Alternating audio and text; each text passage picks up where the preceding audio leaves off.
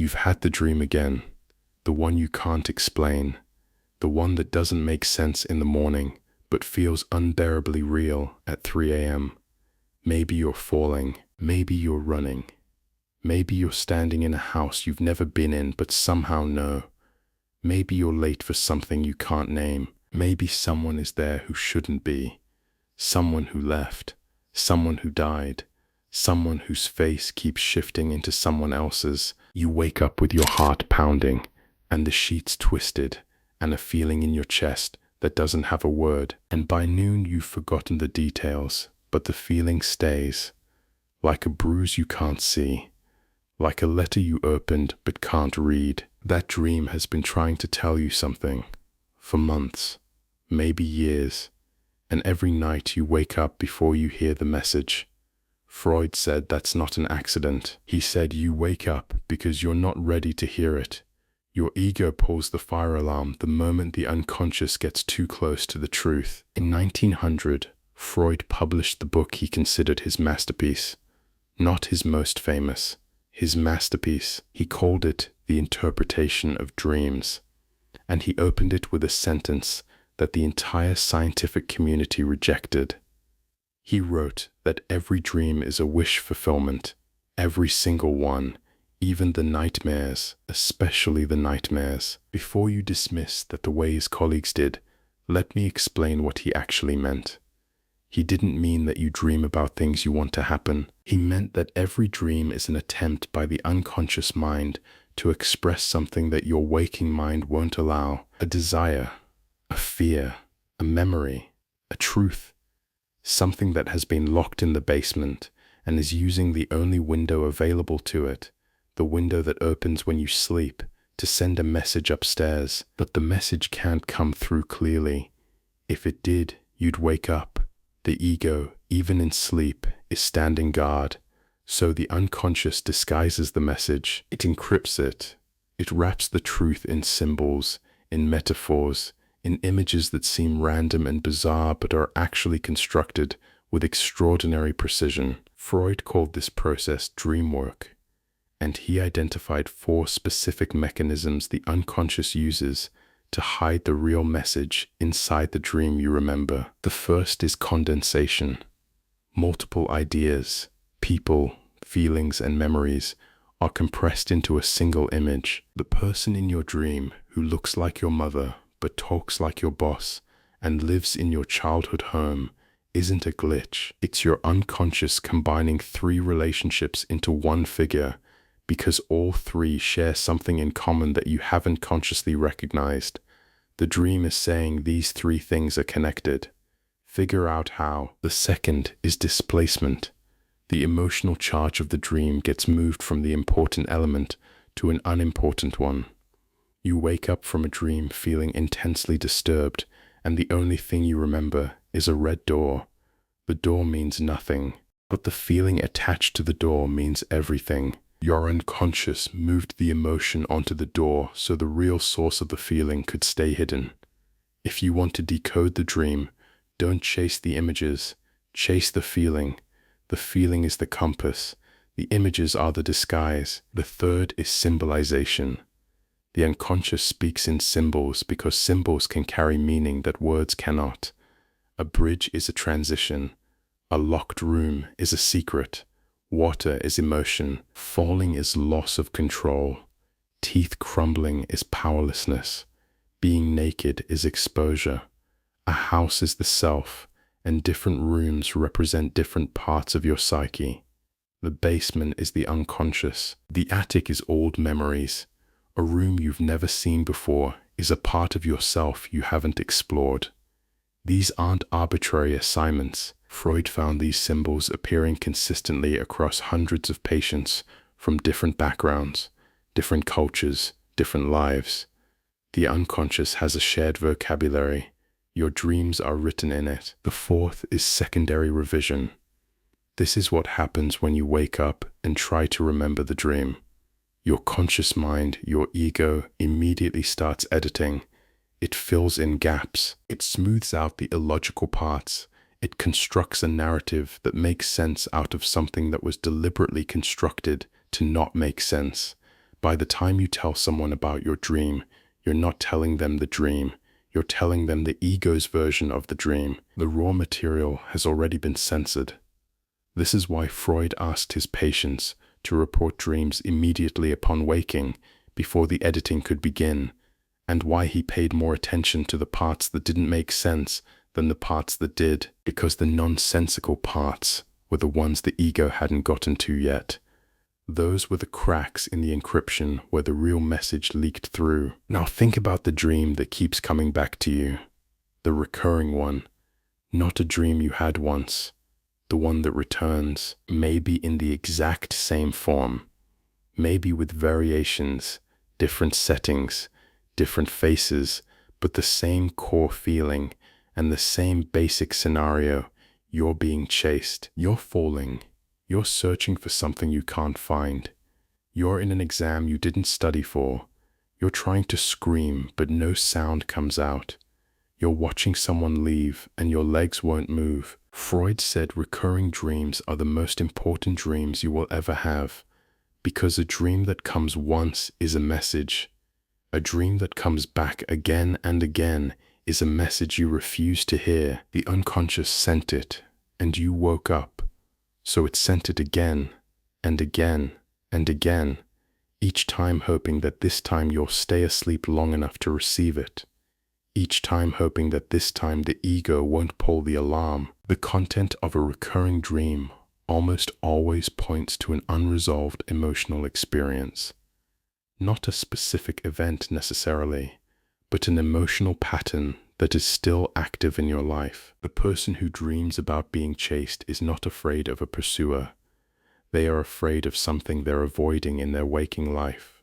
A truth, a decision, a confrontation, an emotion. Every night the unconscious stages a drama that says the thing you're running from is still behind you. And every morning the person goes back to running. The person who dreams about falling has lost their sense of control or security in some fundamental area of life.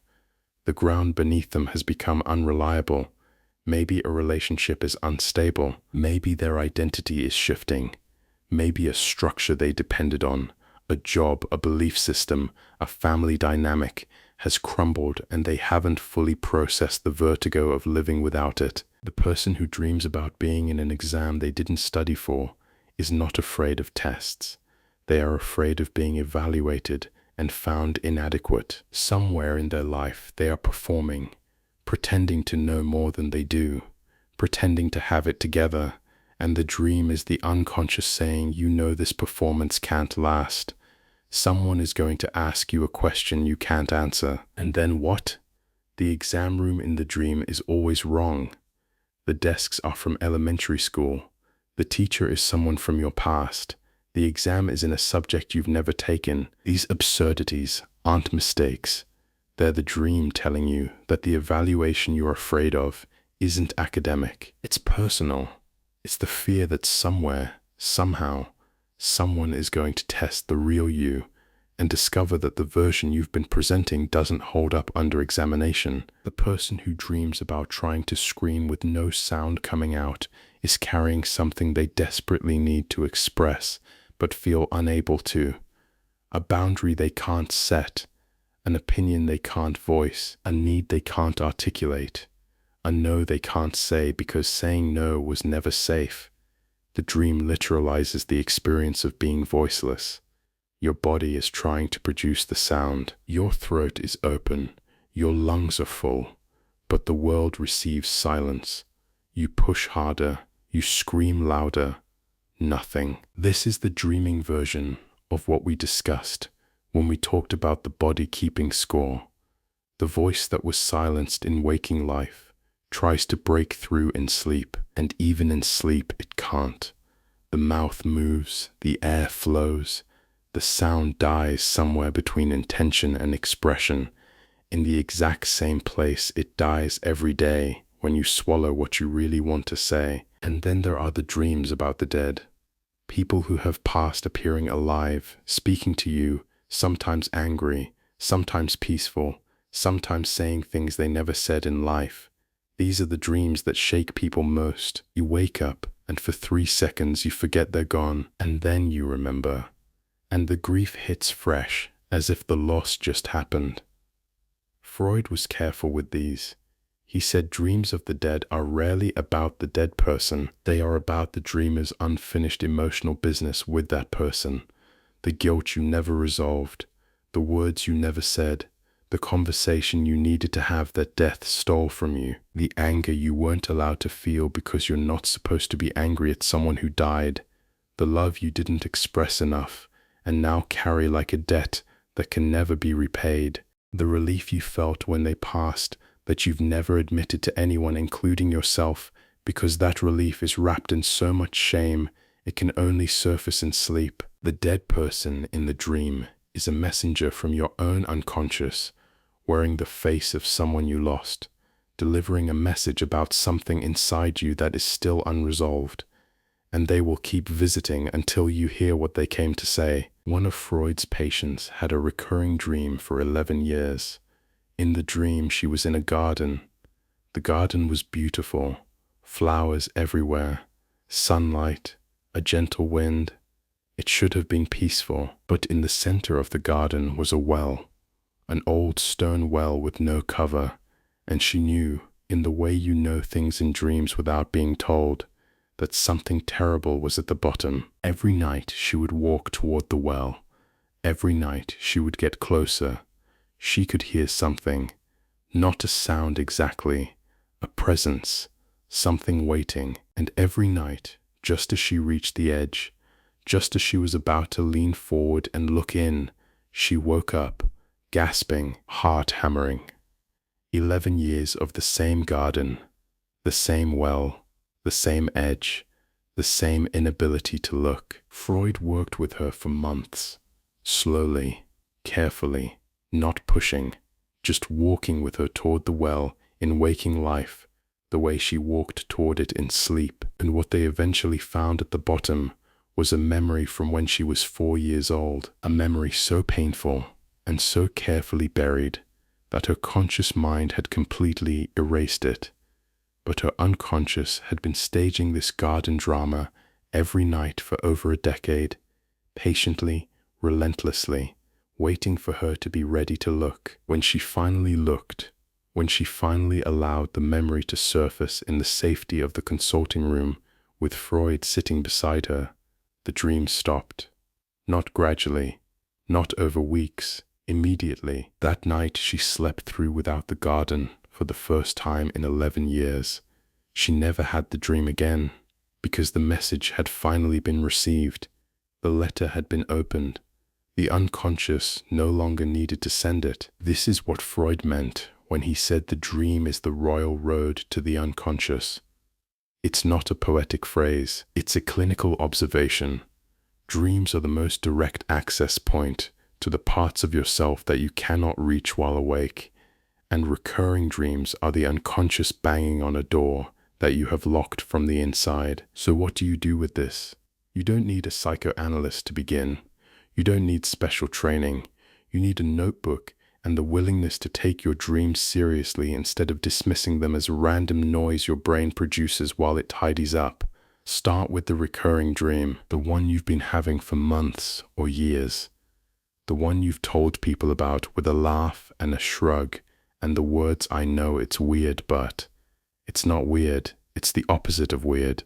It's the most purposeful thing your mind does all night. Write it down immediately when you wake up, before your ego starts editing. Set the notebook beside your bed, the moment your eyes open, before you check your phone, before the day begins its performance. Write. Don't try to make it make sense. Write the nonsense. Write the contradictions. Write the feelings. Write the colors and the temperatures and the textures. Write the parts that embarrass you. Write especially the parts that embarrass you, because those are the parts the ego most wants to censor, and therefore the parts closest to the truth. Then ask yourself 3 questions. What is the dominant feeling in the dream? Not what happens. How does it feel? Anxiety, shame, grief, helplessness, rage. That feeling is the compass. Everything else is decoration. Where in my waking life do I feel that exact same feeling?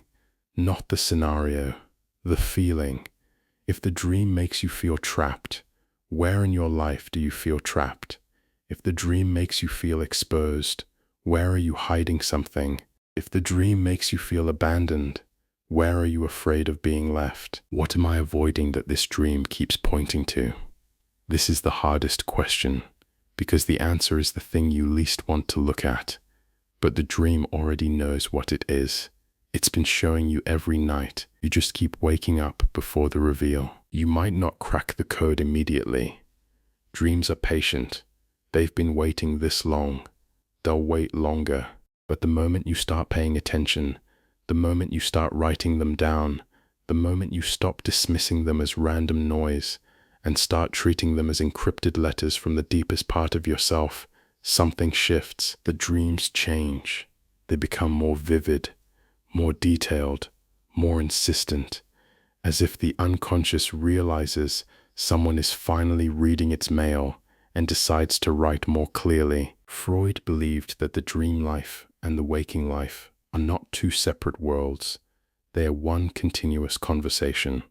What you repress during the day, you dream at night. What you dream at night, you act out during the day without knowing why. The argument you had this afternoon might have been rehearsed in a dream you forgot this morning. The person you were inexplicably drawn to at the party might have appeared in a dream last week wearing a different face. The anxiety that hits you every Sunday evening might be the waking echo of a dream that plays on Sunday night. The two worlds bleed into each other constantly, and the dream that keeps coming back is not a glitch in your sleep cycle. It's the most honest part of you trying to get a word in. It has been sending the same letter to the same address every night, and every morning you throw it away unopened. And all it's asking is that you stay asleep long enough to listen, or if you can't do that, that you at least pick up the envelope in the morning and read what it says. But dreams aren't the only messages your unconscious sends while you sleep. Sometimes the message doesn't come as a dream. Sometimes it comes as a word that slips out of your mouth before your brain can catch it, a word that reveals exactly what you were trying to hide. In our next session, we'll talk about the Freudian slip and why the things you say by accident are the truest things you'll ever say. This has been your session on The Couch Freud. If you want to understand what your mind is hiding from you, subscribe. New sessions every day.